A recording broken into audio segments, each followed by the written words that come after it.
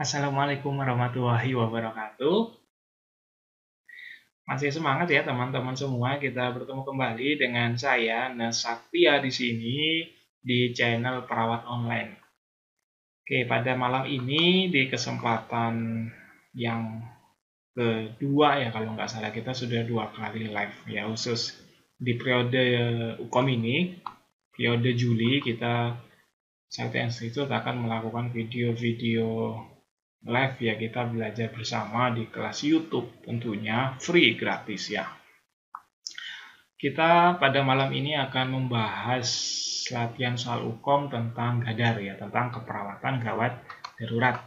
Oh iya, sebelum kita mulai, jangan lupa teman-teman untuk mensubscribe channel Perawat Online, kemudian bisa like, komen, dan share video ini supaya teman-teman lainnya bisa merasakan manfaat dari video ini. Dan kami sebenarnya memiliki misi supaya untuk menyebarkan virus kompeten di seluruh Indonesia supaya teman-teman semuanya bisa kompeten dalam uji kompetensi perawat, khususnya di periode kali ini. Ini ada beberapa yang kepo. Nah, yang kepo tentang apa sih? Siapa sih Sakti Institute atau apa sih Sakti Institute itu? Teman-teman bisa lihat di IG kami atau bisa follow Instagram kami di @saktiinstitute atau langsung saja hubungi website kami di www.saktiainstitute.com. Ya, jadi di sana ada penjelasan lengkap terkait Sakti Institute ya. Sedikit saya mereview, Sakti Institute itu sebenarnya adalah sebuah bimbingan belajar ya, pusat pembelajaran berbasis online di dunia kesehatan. Kami ada beberapa program, salah satunya adalah bimbingan belajar kelas jago UKOM. Nah, di situ untuk mahasiswa keperawatan baik D3 atau NES yang mengikuti UKOM. Di sana ada bimbingan belajar. Kemudian kami juga ada program kelas IKG. Nah, ini buat teman-teman yang bekerja khususnya di ruang jantung gitu ya, ICU, supaya teman-teman bisa membaca atau menginterpretasikan EKG. Kami ada kelas EKG, tentunya semuanya secara online. Kami di sini adalah pembelajarannya semua secara online, bisa video, kelas WhatsApp, nanti ada e-book dan sebagainya. Pokoknya coba deh teman-teman klik aja website kami ya, www.saktiinstitute.com. Di sana lengkap kalau teman-teman yang kepo terkait apa sih Sakti Institute itu. Oke, langsung saja kita mulai pada malam ini. Yuk, absen. Nah, absen dulu teman-teman, absen dari mana yang sudah hadir pada malam ini. Boleh ketik di kolom komentar nama sama asal kota ya. Namanya siapa, dari mana ya. Ada yang dari luar Jawa mungkin. Luar Jawa berarti sekarang sudah sekitar ada yang sekitar pukul 8 atau pukul 9 ya. Di sini masih pukul sekitar jam 7-an.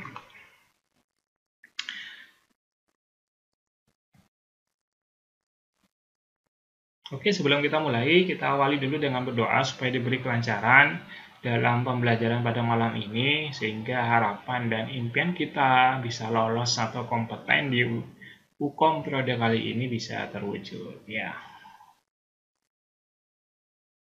Bismillahirrahmanirrahim, kita mulai. Nah, soal pertama.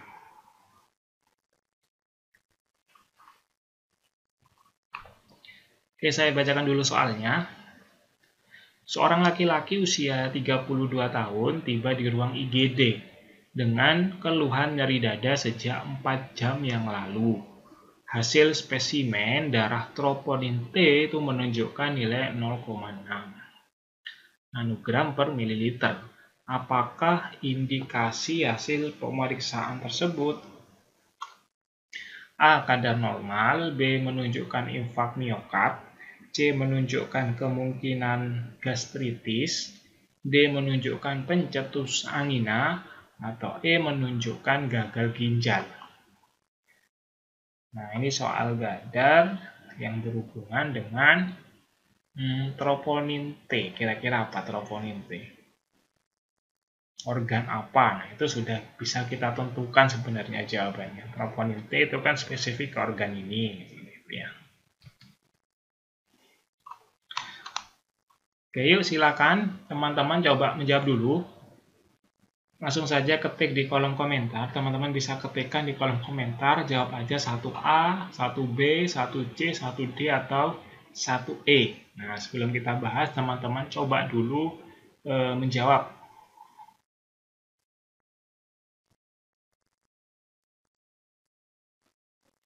Kira-kira apa jawabannya?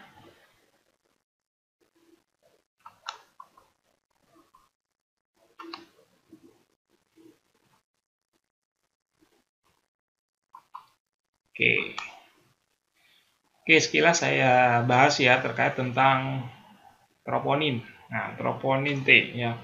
Troponin T itu sebenarnya adalah salah satu protein itu yang terdapat di otot lurik. Otot lurik nanti biasanya nanti juga akan aktif di bagian miokard jantung ya, bersama otot jantung tentunya.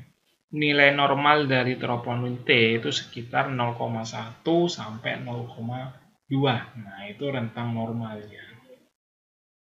Oh iya, saya untuk teman-teman yang baru mau ikut UKOM atau first taker ya, atau pertama kali ikut UKOM, tidak perlu khawatir terkait nilai lab. Ya, nilai lab tidak perlu teman-teman hafalkan.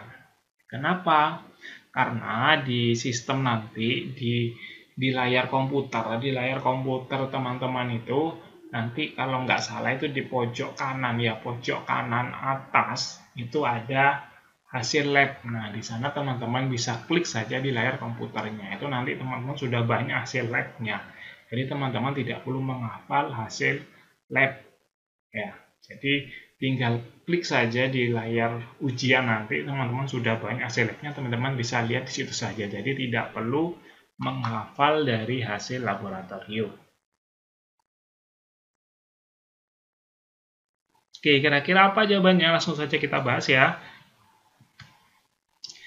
Nah, tadi kan sudah saya sampaikan, tentang normalnya adalah 0,1 sampai 0,2. Troponin T itu berhubungan dengan jantung. Nah, kalau jantung biasanya di bagian miokardium, tadi sudah saya sampaikan. Jadi jawabannya adalah apabila troponin T-nya mengalami peningkatan, mengalami kenaikan, maka jawaban yang tepat adalah berhubungan dengan infark miokard. Nah, biasanya nanti bisa lebih ditegakkan diagnosisnya dengan pemeriksaan EKG di sana. Oke, jadi jawaban yang tepat adalah opsi B, teman-teman ya. Jadi kompeten teman-teman yang menjawab opsi B pada soal nomor 1. Ya, selamat datang bagi yang baru bergabung. Yuk langsung saja kita ikut langsung masuk ke kelasnya ya, langsung masuk ke kelas YouTube. Soal nomor 1 sudah terjawab, jawabannya B. Langsung bisa mengikuti ke soal nomor 2. Yang belum absen, silakan absen dulu. Yang belum absen, silakan absen dulu. Ketik saja di kolom komentar nama dan asal kotanya dari mana. Ya, saya di sini kita karena kita sini teman sejawat, nantinya teman seprofesi, kita saling mengenal satu sama lainnya. Oke, bisa kita lanjut soal nomor 1, kita masuk ke soal nomor 2. Seorang perempuan usia 55 tahun datang ke IGD dengan riwayat 3 hari mual muntah. Pasien mengalami hipoventilasi dengan frekuensi napas 10 kali per menit, frekuensi nadinya 120 kali per menit, tekanan darahnya 130 per 90, perawat melakukan tindakan pengambilan darah arteri. Apakah hasil analisis gas darah yang muncul pada pasien? A. pH menurun dan CO2 meningkat. B. pH meningkat dan CO2 menurun. C. pH meningkat dan HCO3 menurun. D. pH meningkat dan HCO3 meningkat. Atau E. pH meningkat dan HCO3 normal. Oke, semoga masih ingat ya di pertemuan yang kemarin atau pertemuan sebelumnya. terkait tentang soal BGA ya. Di Gadar ada BGA lagi yang AGD atau analisis gas darah. Yuk kira-kira apa jawabannya? Ini dimodifikasi. Ya kita modifikasi, tidak langsung apakah interpretasinya, apakah sidosis, alkalosis, tapi langsung menunjukkan hasil labnya. Nah,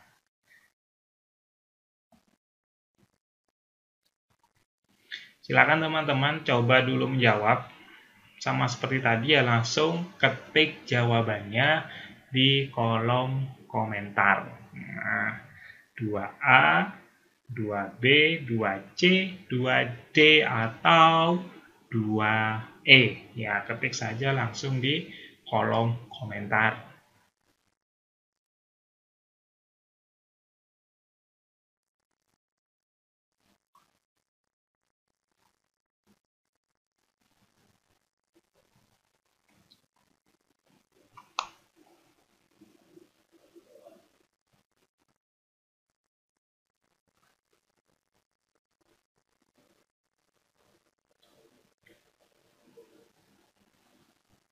Oke, sekarang kita bahas ya, Nah, soal nomor 2 tadi, pasiennya mengalami apa? Hipoventilasi. Nah, hipoventilasi. Frekuensi nadinya sekian, tekanan darahnya sekian. Nah, perhatikan kata kuncinya di sini adalah pasien mengalami hipoventilasi. Nah, lalu melakukan tindakan pengambilan darah. Kita lihat di sini nadinya meningkat, frekuensi napasnya menurun. Nah, berarti napasnya mengalami penurunan, RR-nya sampai 10 kali per menit. Nah, itu adalah tanda atau ciri-ciri dari alkalosis. Nah, dari alkalosis apa? Yaitu dari alkalosis metabolik. Nah, itu adalah ciri-ciri dari alkalosis metabolik. Frekuensinya menurun. Nah, frekuensi napas menurun itu berarti dapat menyebabkan PCO2-nya meningkat.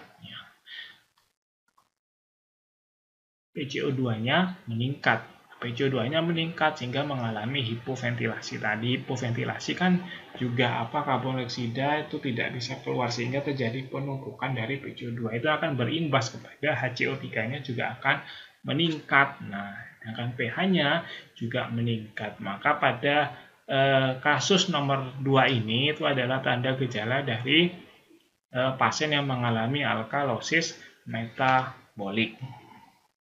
Nah, kalau alkalosis metabolik apa cirinya? Tinggal cari saja di opsi jawaban, yaitu pH-nya meningkat dan HCO3-nya juga meningkat. Itu adalah alkalosis metabolik. Oke, jadi jawabannya adalah opsi D ya, teman-teman.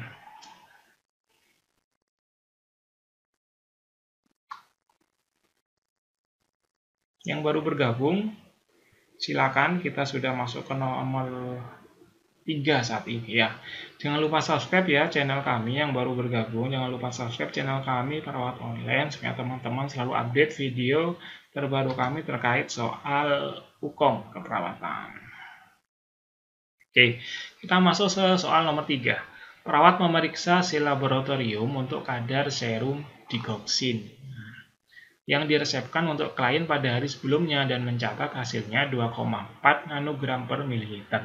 Apakah tindakan perawat yang segera harus dilakukan? A. Monitor denyut nadi. B. Memberitahu dokter yang menangani. C. Mencatat nilai normal pada lembar catatan klien. D. Mengelola terapi obat berikutnya. Atau E. Mendokumentasikan hasil temuan. Nah, tindakan perawat yang segera harus dilakukan. Nah, ini berarti tindakan perawat yang segera harus dilakukan. Oke, tentunya bukan E, karena dokumentasi nanti di tahap akhir. Oke, kira-kira apa jawabannya? Silakan teman-teman ketik di kolom komentar 3A, 3B, 3C, 3D, atau 3E. Oke, hari ini sama, kita akan membahas soal dengan jumlah 9. Ya, jumlah ada 9 soal untuk materi Gadar pada malam ini.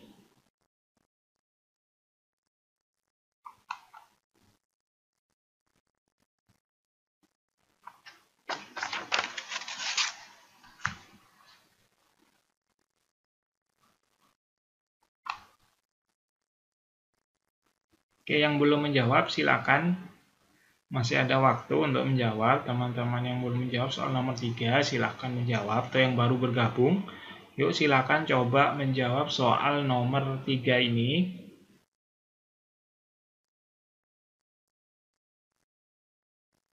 Langsung ketik aja di kolom komentar ya. Langsung ketik saja teman-teman di kolom komentar.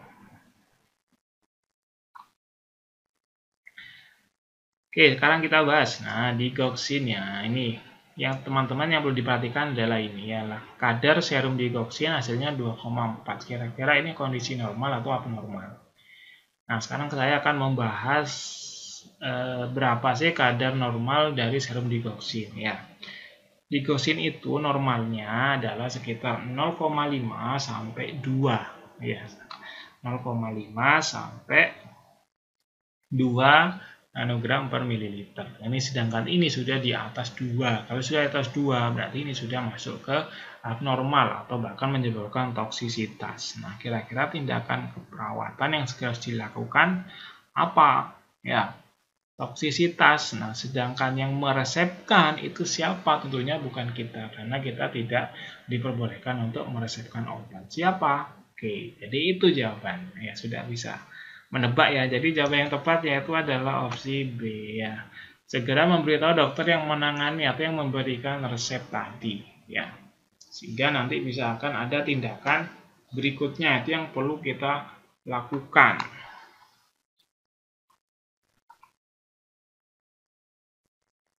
Yang harus segera dilakukan sambil lalu kita bisa mengobservasi kondisi pasien tersebut.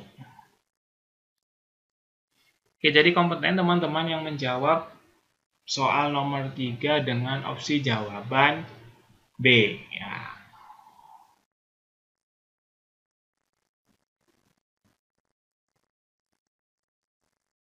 Bisa kita lanjut ya soal berikutnya.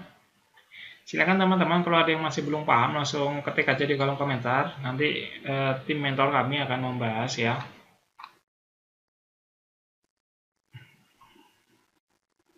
Karena di sini kita belajar bersama, kita sharing bersama, atau teman-teman yang lebih mungkin sudah lebih berpengalaman, silakan bisa sharing pengalamannya terkait pasien-pasien yang ada dalam kasus.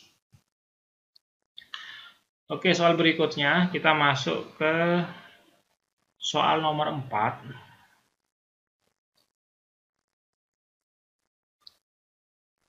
Seorang laki-laki usia 35 tahun dirawat di ruang bedah dalam kondisi sedang transfusi. Saat hendak melakukan pemeriksaan, perawat menemukan adanya reaksi transfusi dan menghentikan transfusi tersebut. Apakah tindakan selanjutnya yang dilakukan perawat?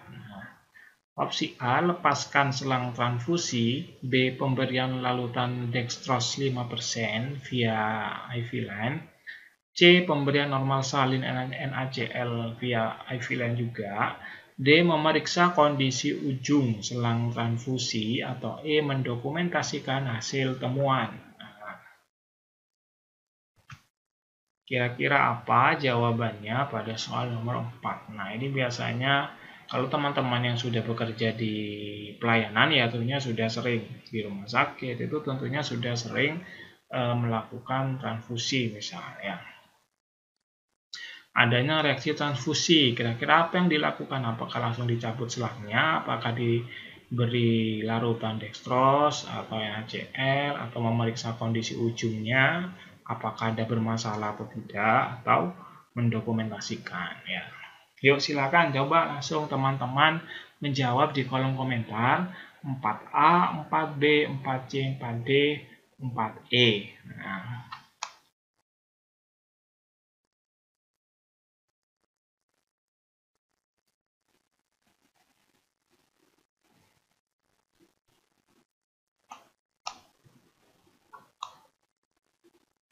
oh iya, beberapa hari yang lalu banyak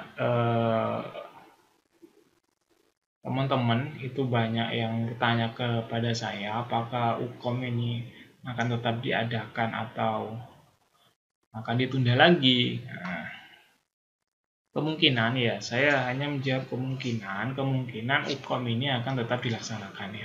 Tetap dilaksanakan. Yang kemarin Maret itu sempat ditunda jadi Juli, kemungkinan Juli ini akan tetap dilaksanakan. Tentunya dengan protokol kesehatan yang ketat. Nah, jadi teman-teman yang sudah pulang kampung, misal yang kuliahnya di Malang atau kuliahnya di Surabaya saat ini pulang kampung, bahkan ada yang keluar Jawa, di Sumatera, Kalimantan dan sebagainya. Teman-teman bisa langsung konfirmasi ke pihak kampus ya. Saya berulang kali mengingatkan ini karena ini juga merupakan suatu hal yang penting ya, supaya teman-teman tidak perlu jauh-jauh datang ke tempat lokasi ujian yang jauh. Nah, karena tempat lokasi ujian mungkin ada tempat yang dekat, itu bisa teman-teman manfaatkan untuk ujian di tempat terdekat. Ya, segera konfirmasi ke pihak kampus masing-masing supaya bisa mempindah lokasi di tempat terdekat dari tempat tinggal teman-teman. Ya. Mumpung masih sekarang, silahkan segera konfirmasi, masih ada waktu ya, jangan sampai mepet-mepet waktu pelaksanaan ya, karena minggu-minggu ini sepertinya nanti akan ada pelaporan ulang kepada langsung dari pihak pusat untuk menentukan lokasi dari masing-masing mahasiswa. Jadi segera teman-teman konfirmasi saja ke kampus masing-masing. Oke, jawaban nomor 4. Silakan teman-teman yang belum menjawab, nomor 4, yuk coba kita jawab dulu. Kita belajar bersama di sini. Salah nggak masalah, lebih baik salah di sini daripada salah di UKOM. Ya, mumpung masih proses belajar, perbanyak salah. Nah, waktu ujian, perbanyak benar. Nah, seperti itu ya. Jangan kebalik.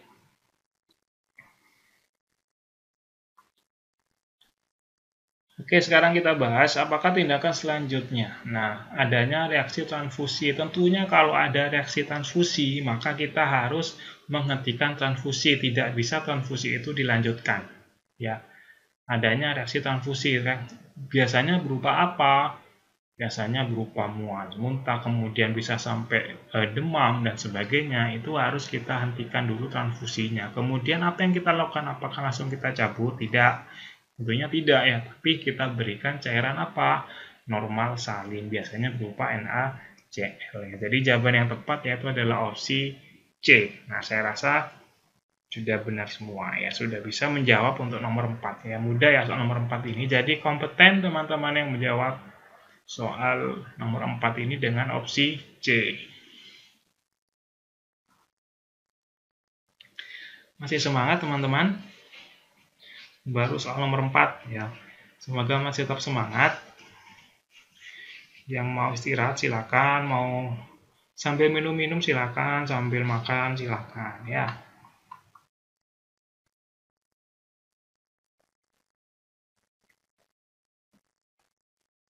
Oke, kita masuk soal berikutnya, soal nomor 5. Seorang perempuan usia 35 tahun dibawa ke UGD dengan keluhan luka bakar sejak 1 jam yang lalu. Hasil pengkajian, luas luka bakar ditemukan 40%, berat badannya 50 kg. Penghitungan cairan menggunakan formula Baxter. Berapakah kebutuhan cairan pasien pada 8 jam pertama? A 4000 cc, B 5000 cc, C 6000 cc, D 7000 cc, atau E 8000 cc.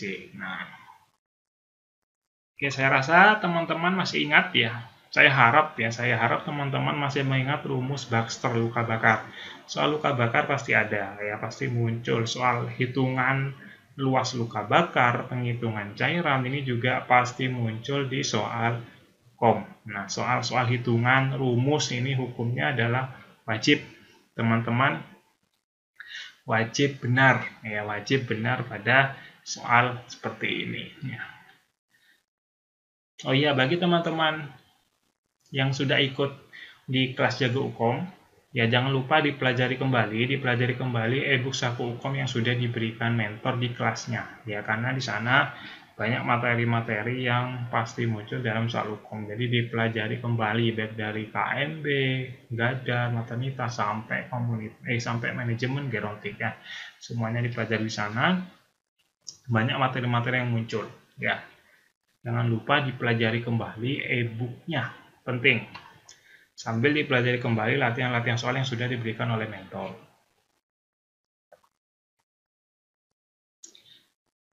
Oke, saya kasih clue-nya ya. Saya kasih clue-nya, rumus Baxter adalah 4 dikali luas luka bakar dikali berat badan ya.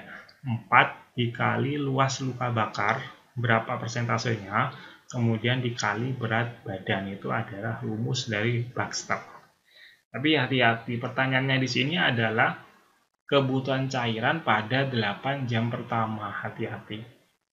Pada 8 jam pertama.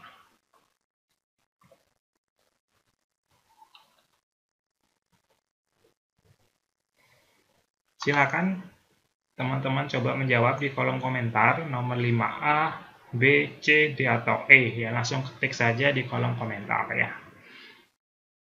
Terkait soal hitungan ya, soal hitungan di Ukom itu tidak akan jelimet atau tidak akan sampai butuh konsentrasi tinggi dalam menghitung. Nah, biasanya soal-soalnya mudah, tidak perlu kita sampai ke kalkulator, sampai komanya sampai misalnya 3,3333, tidak seperti itu ya, tapi biasanya dalam angka-angka yang bulat. Ya, contohnya seperti soal ini.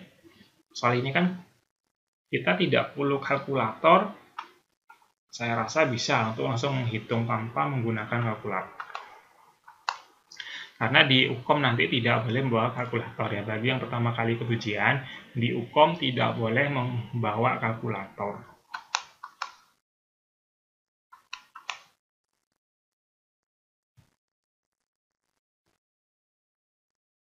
Silakan boleh teman-teman yang tahu rumusnya,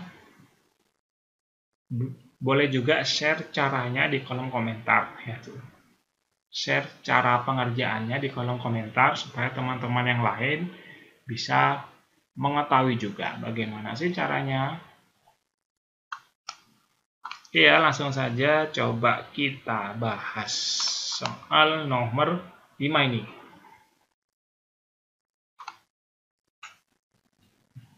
Yang perlu diperhatikan kalau ada soal ini, kita cukup fokus ke luas luka bakar dan berat badan pasien.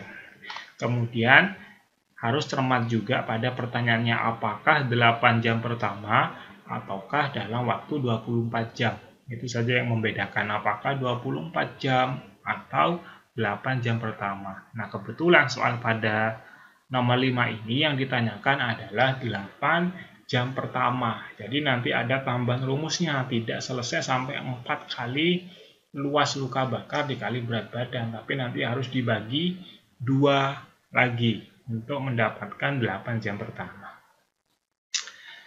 Oke, sekarang coba saya akan membahas ya. Rumusnya kan tadi sudah jelas, 4 kali luas luka bakar dikali berat badan. Tinggal kita masukkan rumusnya di sana. Saya akan coba nulis. Jadi kan rumusnya adalah 4.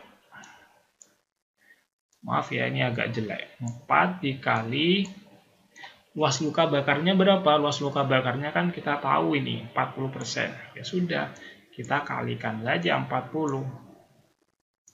Kemudian kita kalikan berat badan. Berat badannya berapa? Berat badannya kita tahu adalah 50.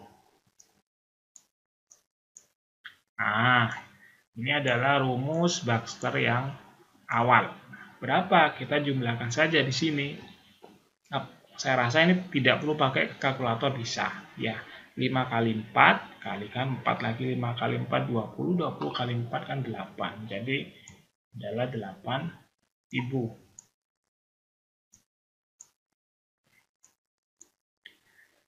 Nah, 8.000 ini, 8.000 mili ini atau 8.000 cc ini adalah kebutuhan cairan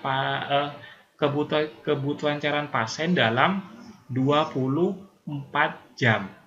Nah, dalam waktu 24 jam.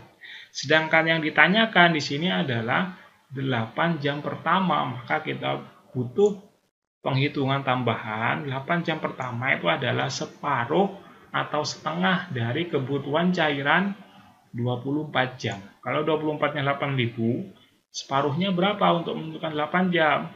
Itu kita tinggal bagi 2 saja. Oke, berapa?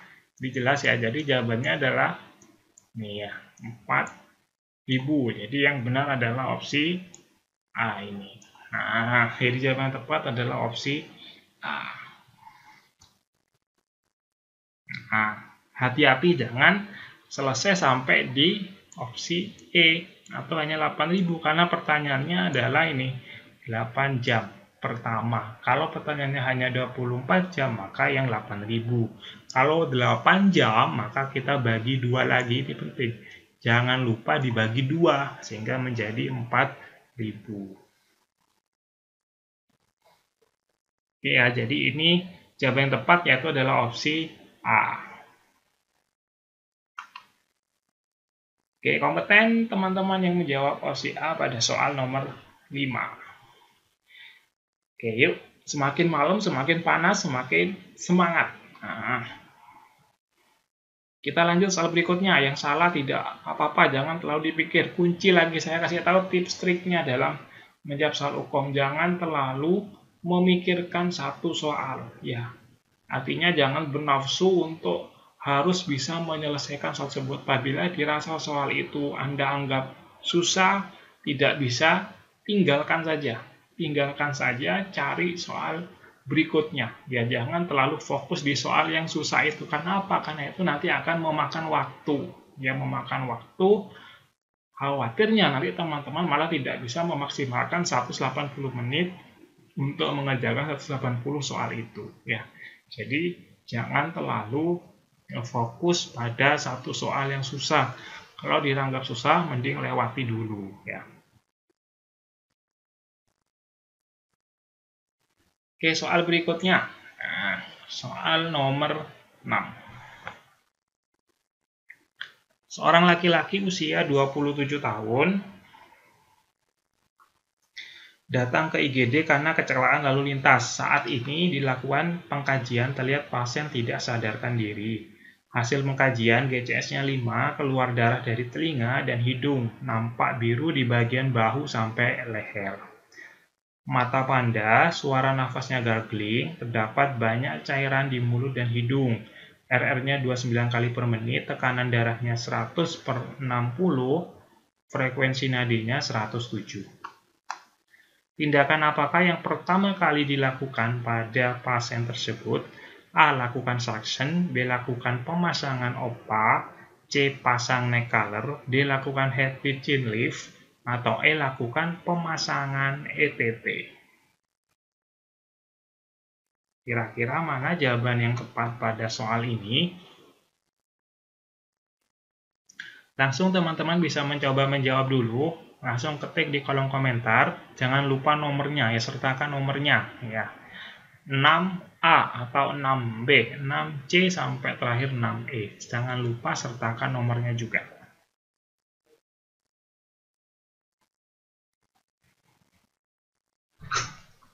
Oke, kira-kira mana jawaban yang tepat pada soal ini?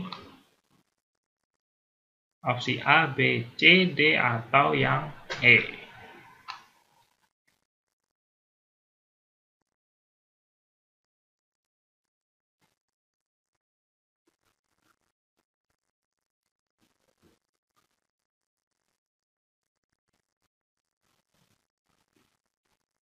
Hati-hati di sini jelas ya, sambil saya review soalnya ya.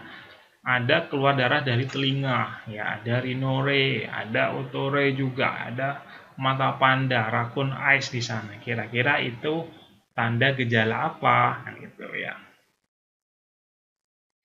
Kemudian kita cocokkan dengan jawaban, ya. Tindakan yang dilakukan pertama kali, ya tentunya bukan posisi karena tidak ada posisi, tidak ada opsi jawaban posisi di bawah ini.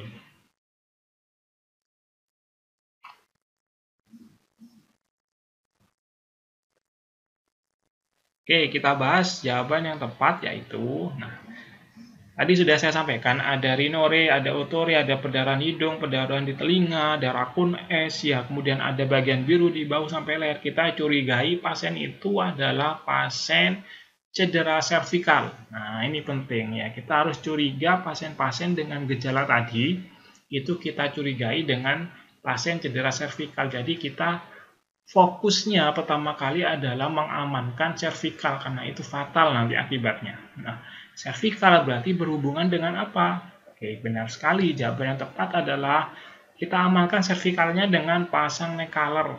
Ya, jangan keburu disaksen. Ya, apalagi di head chin lift selesai sudah.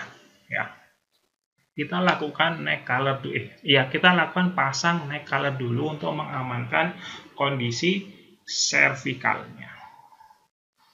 Oke, jadi kompeten teman-teman yang menjawab opsi C pada soal nomor 6. Oke, soal berikutnya nomor 7, seorang laki-laki usia 40 tahun ke IGD karena kecelakaan. Hasil pengkajian terdapat luka tusuk di paru kiri. Tampak sesak nafas, JVP meningkat, trakea bergeser ke sebelah kanan.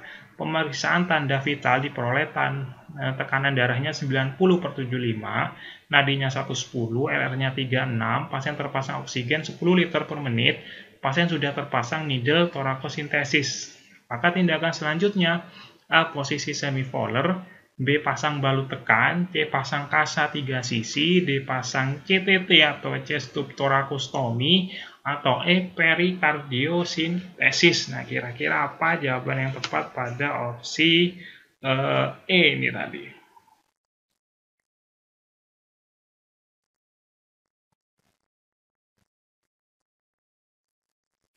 Langsung ketik di kolom komentar 7.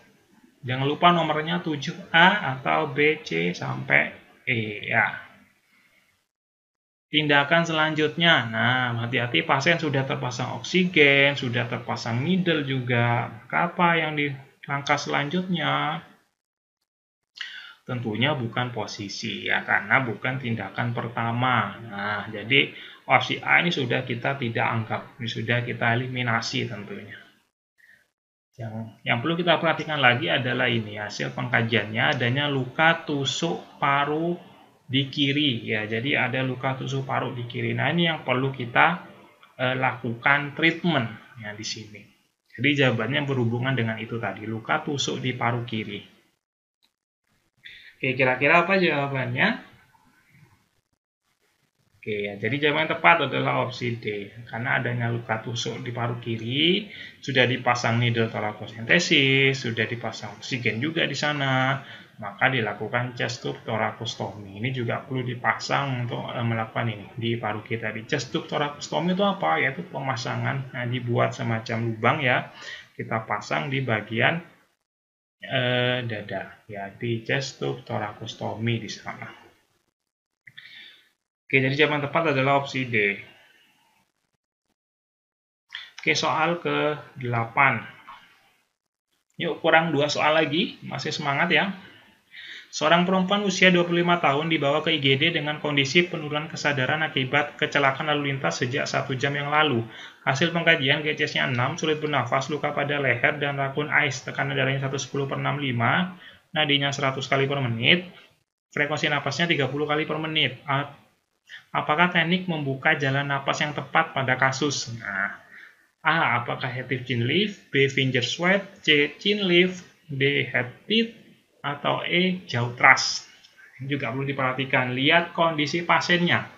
Oke, langsung dijawab di kolom komentar 8A, B, C, D, atau E. Ya, perhatikan gejala-gejala yang ada pada pasien. Biasanya kalau pada pasien-pasien gadar atau pada soal UKOM tentang kegawat daruratan, itu kita pastikan dulu pasiennya apakah mengalami cedera servikal atau tidak. Itu yang perlu difokuskan ya. Kalau pasiennya ada tanda-tanda cedera servikal dan kita curiga itu cedera servikal, maka kita amankan dulu servikalnya. Kalau tidak ada, maka kita tidak perlu mengamankan servikalnya. Oke, kira-kira apa jawabannya? Apakah pasien dengan pada soal nomor 8 ini apakah kita curigai servikal atau tidak? Oke, jelas ya karena ada rakun S di sana ya, rakun S, kemudian ada luka pada leher, kita wajib curiga itu servikal ya, entah nantinya apakah beneran ada atau tidak, kita wajib curiga karena lebih baik kita mencegah kan daripada terlambat ya. Kita curiga bahwa dia adalah cedera servikal, maka kita amankan dulu servikalnya di sana. Nah, apakah pakai Active Chain Lift? Active Chain Lift apakah aman servikal? Tentunya tidak. Ya. Jadi apa jawabannya? Maka yang dilakukan adalah khusus pasien yang dicurigai cedera servikal, maka yang aman adalah lakukan jauh trust ya. Kita lakukan jauh trust seperti ini lebih aman daripada yang Active Chain Lift. Nah, itu yang aman untuk pasien-pasien dengan curiga cedera servikal.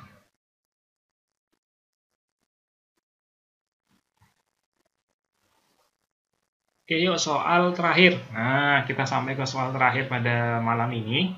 Seorang laki-laki usia 30 tahun datang ke IGD karena mengalami kecelakaan mobil.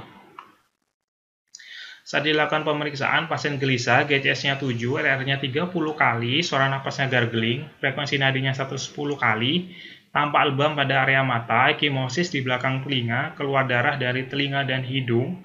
Apakah tindakan keperawatan pada pasien tersebut? A. Masang OPA, B. Pasang infus, C. Melakukan suction, D. Memasang NPA, atau E. Memasang neck collar. Nah, OPA oropharyngeal airway, kalau NPA nasopharyngeal airway ya. Biasanya mayo ya, memang banyak teman-teman menyebutnya pasang mayo. Bisa di mulut, oro atau di naso yang hidung. Nah, kira-kira pada pasien ini apa jawabannya? Oke ya, fokus apakah pasien itu ada tanda-tanda servikal atau tidak. Itu yang perlu kita pahami pertama. Apakah ada cedera servikal di sana?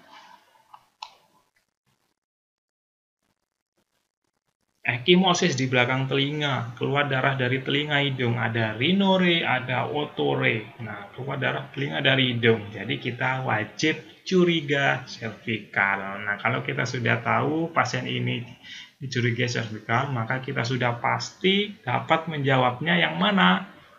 Oke, tepat semua ya. Yaitu adalah opsi yang E, yaitu memasang neck collar. Nah, untuk apa? Untuk menjaga servikalnya. Baru kita bisa lakukan tindakan selanjutnya. Yang penting adalah servikal dalam kondisi aman dulu, baru kita bisa melakukan tindakan selanjutnya.